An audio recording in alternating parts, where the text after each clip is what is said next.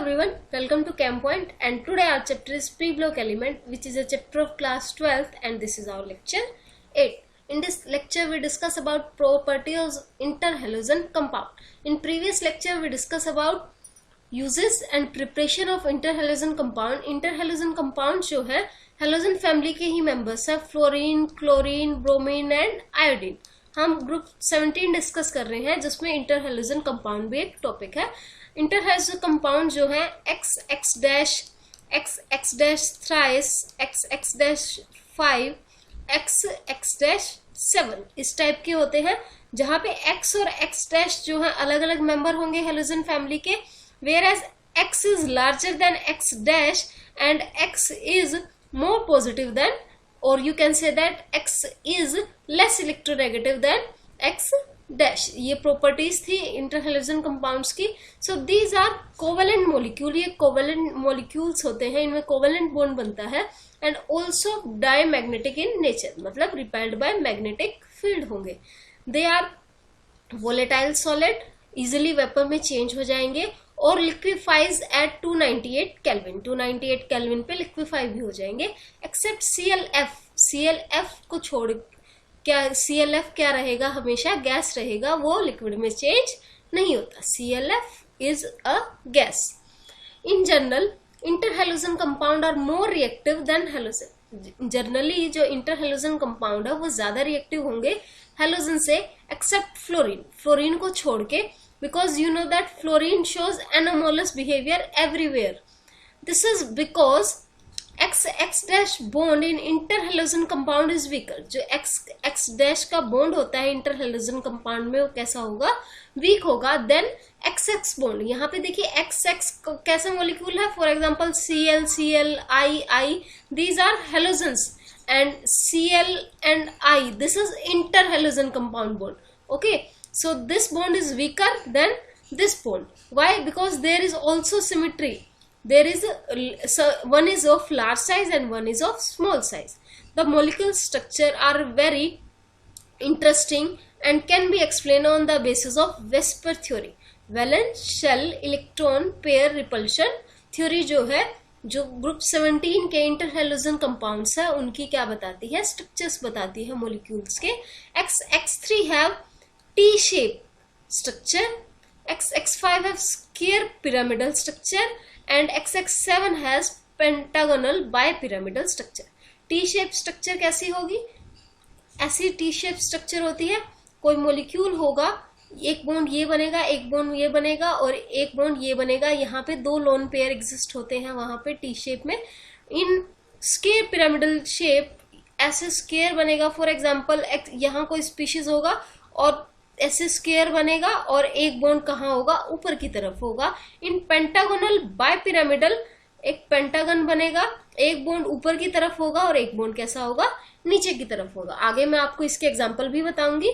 Y ICl is more reactive than I2. अभी मैंने आपको बताया कि इंटरहैलोजन कंपाउंड में जो XX डैश बॉन्ड होता है वो वीकर होता है. अब वीकर होगा तो इजिली ब्रेक होगा, जितना इजिली ब्रेक होगा उतना ज्यादा reactive होगा. So interhalogen compound are more reactive because of XX dash bond in interhalogen compound is weaker.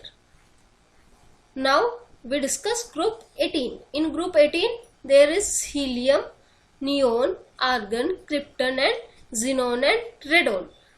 All of these gases are chemically unreactive. ये unreactive होती है. species क्यों होती है?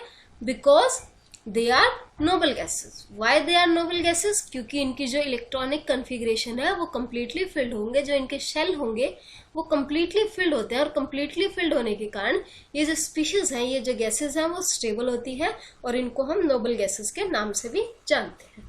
So now discuss about electronic configuration of group 18 member. So if you see helium atomic number 2 and electronic configuration is 1s2, whereas neon atomic number 10 electronic configuration is helium 2s2 2p6. Argon atomic number 18, the electronic configuration is neon 3s2 3p6. Krypton atomic number 36, the electronic configuration will be argon 3d10 4s2 4p6.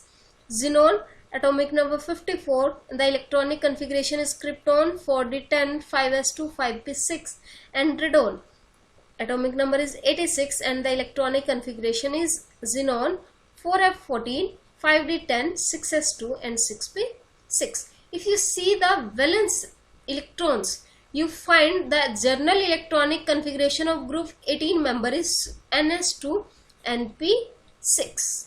Okay, whereas in case of halogen group 17, the general electronic configuration is ns2 and p5. In group 16, general electronic configuration is ns2 and p4, and in group 15, the general electronic configuration is ns2 and p3. Nitrogen family, oxygen family, halogen family are now noble gases. Why group 18 electron elements are known as noble gases? You know that why? Because their valence shell orbit completely filled it, and they react with a few element under certain condition. That's why they are known as noble gases. आपने देखा कि जो इनकी electronic configuration है, जो p shell है, जो s shell है, वो completely filled है, जो वैलेंस शेल है completely filled है. That's why they are known as noble gases. Now if we talk about occurrence of group 18, occurrence of group noble gases, all noble gases except radon and oganesson occurs in the atmosphere. Radon और oganesson atmosphere में नहीं मिलते. Their atmospheric abundance in dry air about 1%. जो noble gases की abundance है air में वो सिर्फ और सिर्फ कितनी है? 1% के अप्रोक्सीमेट है. By the volume of which is argon is the major constituent, जिसमें आर्गन क्या होगा? मेजर कंस्टिट्यूएंट होगा, ज्यादा अमाउंट में पाया जाएगा. Helium and some neon are found in minerals of radioactive origin. जो हीलियम है और कुछ नियोन के जो मटेरियल्स हैं वो किस में मिलते हैं? जब रेडियो एक्टिव ओरिजिन होता है. For example pitchblende is a ore of uranium. monazite is also a ore of lanthanide, जहां से हम किनको एक्सट्रैक्ट करते हैं? pitchblende से हम यूरेनियम को एक्सट्रैक्ट करते हैं, monazite से हम lanthanide थोरियम को एक्सट्रैक्ट करते हैं. The main commercial source of helium is natural gas. Helium कहां से मिलता है? नेचुरल गैस से. xenon, radon are the rarest element of the group. Ze and Rn are the rare element. Next if we talk about ionization enthalpy, हमें पता है कि जो आपके नोबल गैसेस हैं, हीलियम, नियोन, आर्गन, ये हमारी नोबल गैसेस हैं. क्रिप्टॉन, तो क्या होगा? नोबल गैसेस है तो आयनाइजेशन एनर्जी कैसी होगी? हाई होगी, क्योंकि वैलेंस इलेक्ट्रॉन कंप्लीटली फिल्ड है, हम इलेक्ट्रॉन को निकाल नहीं सकते. What is ionization enthalpy? It is the amount of energy required to remove valence electron in the gaseous isolated gaseous state. But यहाँ पे देखिए कंप्लीटली फिल्ड है तो हम वैलेंस इलेक्ट्रॉन नहीं निकाल पाएंगे, तो आयनाइजेशन एनर्जी क्या होती है?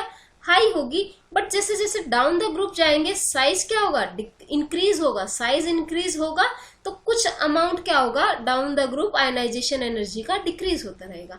But decreases down the group with increase in atomic size, क्योंकि साइज इंक्रीज होगा, वैलेंस शेल का न्यूक्लियस से इंटरेक्शन कम होगा, तो समहाउ जो आयनाइजेशन एंथैल्पी है वो थोड़ी कम हो जाएगी. If we talk about ionic radii, जैसे जैसे डाउन द ग्रुप जाएंगे एन की वैल्यू, प्रिंसिपल क्वांटम नंबर की वैल्यू इंक्रीज. अगर इंक्रीज होगी तो शेल इंक्रीज होंगे, और शेल इंक्रीज होंगे तो atomic radii will also increases down the group. Now if we talk about electron gain enthalpy, electron gain enthalpy, noble gases की stable electronic configuration है, so they have no tendency to accept electron. वो electron को accept ही नहीं करेंगे. They have large positive value of electron gain enthalpy, इसलिए उनकी बहुत ही लार्ज पॉजिटिव वैल्यू होगी किसकी? Electron gain enthalpy.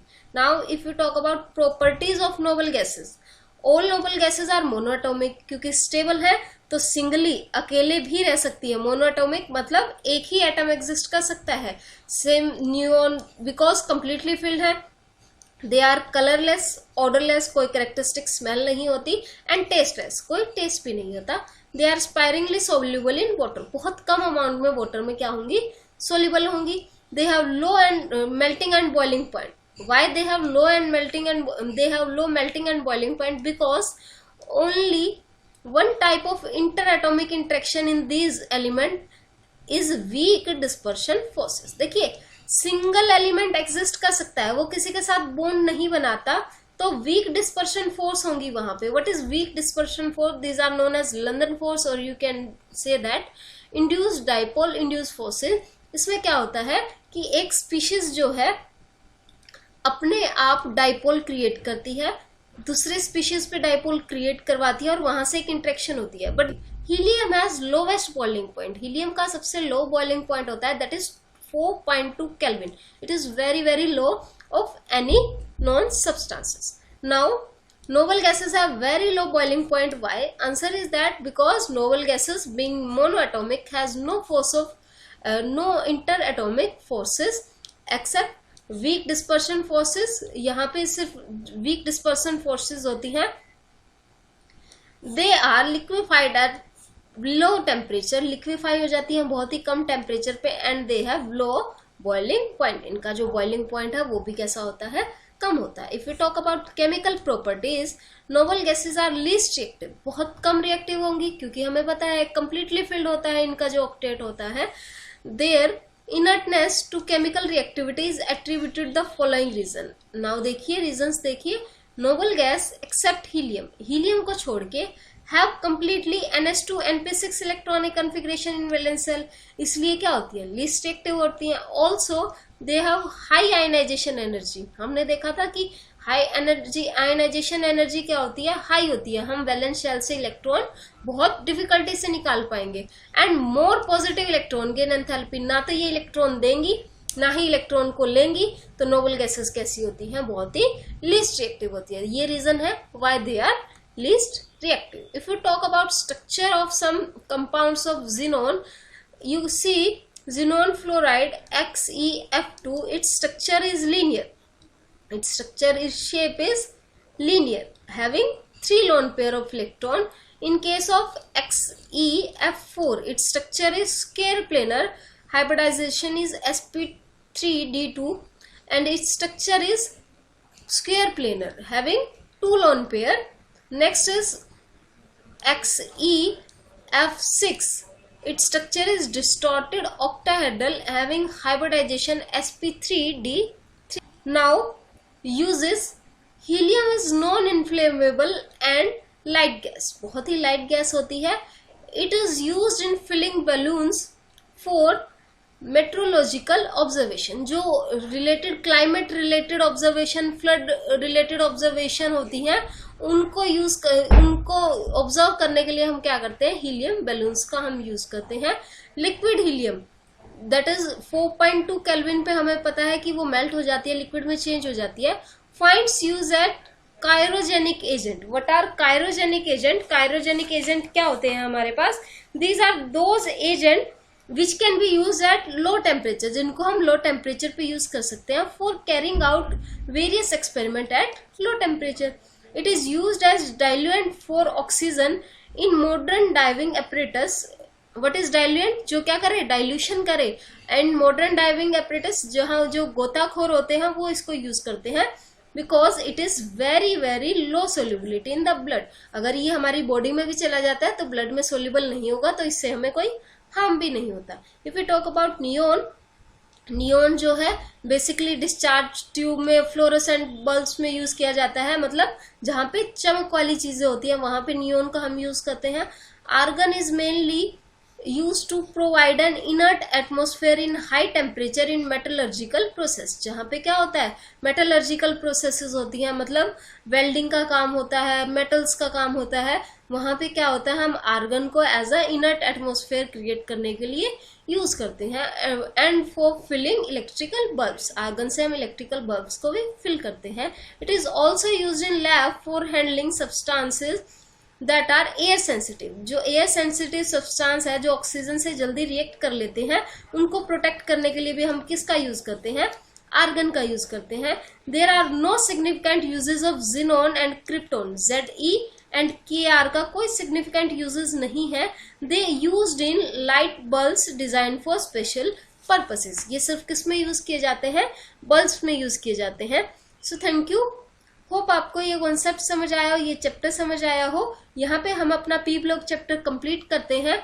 अगर आपको ये चैप्टर समझ आया तो इस चैनल को सब्सक्राइब करें और इस वीडियो को लाइक और शेयर जरूर करें. Thanks a lot.